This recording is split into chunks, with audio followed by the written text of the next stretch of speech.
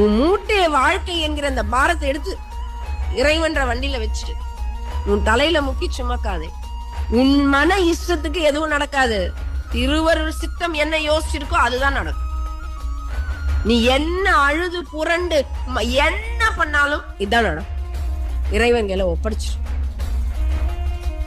நீ மாத்தணும் நினைச்சா இறைவன் அப்படியான்னு இன்னும் பண்ணுவான். எனக்கு தெரியாது, நீ ஏன் பண்ணி. அதுக்கப்புறம் நடக்கிறதா நன்மையே நடக்கும். அவன் விரும்புவதெல்லாம் அவன் பொசசிவ்ங்க.